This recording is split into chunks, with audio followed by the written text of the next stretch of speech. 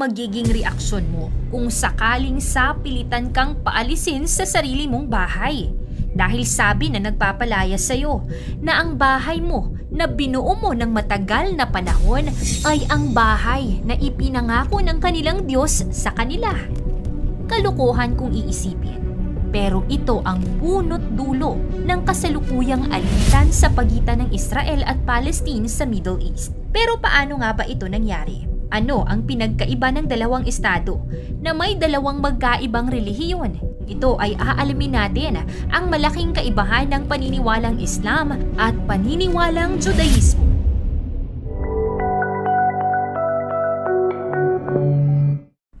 Kasaysayan at pinagmulan. Ang relihiyong Islam ay itinatag ni Muhammad, isang mangangalakal mula sa Mecca. Sa gulang na 40, siya ay tinawag ng Diyos o Allah upang maging propeta at magdala ng mensahe ng Islam. Siya ay nagpatuloy sa pagtanggap ng mga mensahe mula kay Allah sa loob ng 23 taon. Habang ito ay unang nakuha sa paraang oral, ito ay isinulat ng mga tagasunod ni Muhammad at naging Quran. Ang mensahe na ito ay nagtataguyod ng pananampalataya sa iisang Diyos at pagtuturo ng pagmamahal, katarungan at kabanalan sa mga Muslim. Pagkamatay ni Muhammad, kumalat ang Islam sa mga karatig bansa. Ang mga Muslim ay naghari sa mga lugar na kinokontrol nila, kasama ng Jerusalem at ang bahagi ng Byzantine Empire. Samantala, ang Judaismo ang pinakamatandang relihiyon sa lahat ng mga Abrahamic religions. Ang kanyang propeta ay si Moises, na ayon sa paniniwala ng mga Hudyo ay pinili ng Diyos upang pamunuan ang mga aliping Israel palabas ng Ehipto. Naniniwala ang mga Hudyo na sa ilalim ng bundok Sinai, ibinigay ni Moises sa mga aliping Israel ang Torah at pagkatapos mag-ikot-ikot sa ilang sa loob ng 40 taon, pumunta sila upang manirahan sa tinatawag na Israel ngayon na kanilang pinaniniwala ang pangakong lupa ng Diyos sa kanila. Doktrina at paniniwala. Parehong naniniwala ang Islam at Judaismo sa pananampalataya sa iisang Diyos o Allah sa Islam at sa Judaismo.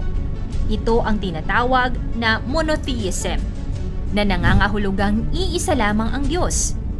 May mga banal na aklat ang parehong mga relihiyon.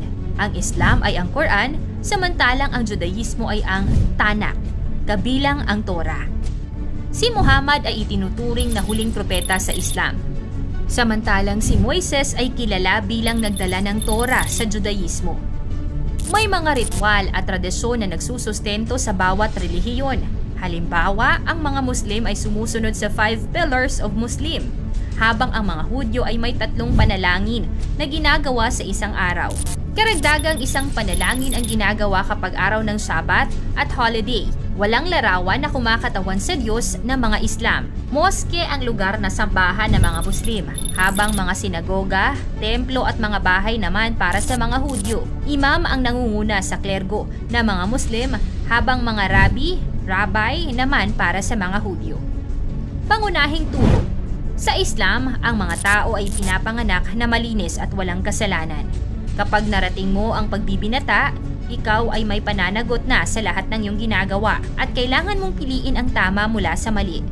Tinuturo din ng Islam na ang pananampalataya at pagkilos ay magkasama. Samantala, itinuturo ng Hudyo na kailangan mong pumili ng mabuti sa masama. Sa relihiyong ito, ikaw ang responsable sa sarili mong kilos at hindi pag-iisip. Pangunahing layunin ng Islam ang pananagutan sa buhay sa pamamagitan ng pagsunod sa gabay ng banal na Quran at Hadith. Pagpupunyagi na paglingkuran ang sangkatauhan sa pamamagitan ng pagmamalasakit, katarungan, katapatan at pagmamahal sa lahat ng nilalang ng Diyos. Nabuo naman ang Judaism upang ipagdiwang ang buhay, upang tuparin ang kasunduan sa Diyos, gawin ang mabubuting gawa, at tulungan sa pag-aayos ng mundo. Ibigin ang Diyos ng buong puso. Mas malakas na etika ang katarungang panlipunan ang mga Hudyo kaysa Islam. Geographical distribution and predominance. Mayroong 1.6 billion na mga Muslim.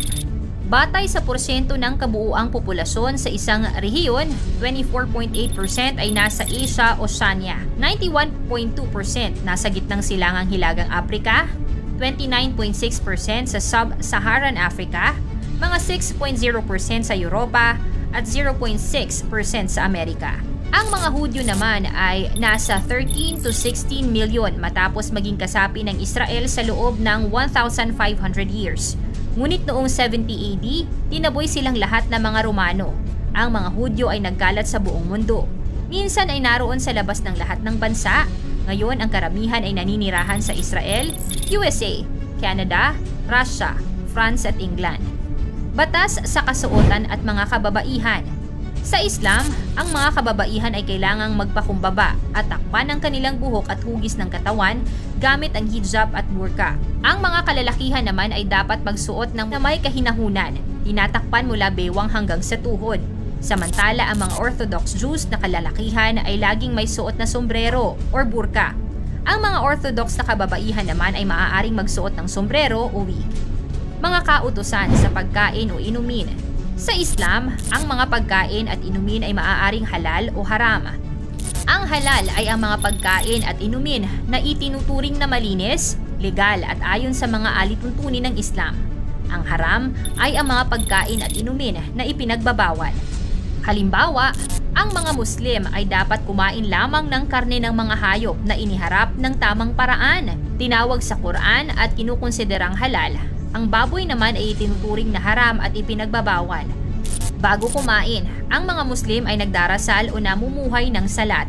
Ito ay bahagi ng kanilang araw-araw na ritual ng pagsamba. Sa buwan ng Ramadan, ang mga Muslim ay nag-aayuno mula sa pagkain, inumin at iba pang pisikal na pangangailangan mula sa bukang liwayway hanggang sa paglubog ng araw. Sa Judaismo, ang mga pagkain at inumin ay dapat na kosher o naaayon sa batas ng kasanayan. Halimbawa, ang pagkain na may halo o pagkakaugnay ng gatas at karne ay ipinagbabawal. Karamihan ng mga Hudyo ay sumusunod sa mga alituntunin ng kosher. Ang baboy at mga produktong baboy ay itinuturing na ipinagbabawal sa Judaismo, gaya sa Islam, kaya't hindi ito kinakain. Karamihan sa mga Hudyo ay hindi rin kumakain ng mga hayop na hindi iniharap sa tamang relihiyosong ritual. Tuwing Sabado o Sabat, ang mga Hudyo ay namamahinga at nagsasamba. Kautusan sa pagpapakasal at diborsyo. Ayon sa Quran, maaaring mag-asawa ang mga kalalakihan ng higit sa isang babae, ngunit hindi higit sa 4, basta't kayang suportahan at tratuhin sila ng pantay. Madali para sa mga kalalakihan ang mag-divorce, ngunit mahirap ito para sa mga kababaihan. Sa Orthodox Judaism, kinikilala lamang ang mga kasal ng magkaibang kasarian. Tanging mga kalalakihan ang maaaring magbigay ng divorce document, kilala bilang get. Sa Reform Judaism, hindi kinakailangan ang get. Kinikilala ang mga sibil na kasal at divorce. Maraming relihiyon sa mundo at patuloy itong nagbabago sa paglipas ng panahon dahil sa pag-usbong ng mga bagong pananampalataya. Ang relihiyon ay may malalim na impluwensya sa kultura, pananampalataya at pamumuhay ng mga taong miyembro nito. Dahil dito, hindi maiiwasan ang mga hindi pagkakaintindihan. Ang tangi nating magagawa, sundin ang ating prinsipyong moral at respetuhin ang relihiyon ng bawat isa. Tandaan, hindi tayo higit sa kanino man, lalo na sa Diyos na makapangyarihan, kung ikaw ba'y Hudyo o Muslim. Ikaw, ano sa palagay mo ang relasyon ng dalawang paniniwala? Sila ba talaga ay magkaaway? O kahit anong pinaniniwalaan nila at pinaninindigan, hindi ba sa kautosang pag-iibigan at pagkakapatiran dapat maggalangan? I-komento mo naman ang iyong reaksyon. Paki-like ang video, i-share mo na rin sa iba. Salamat at God bless.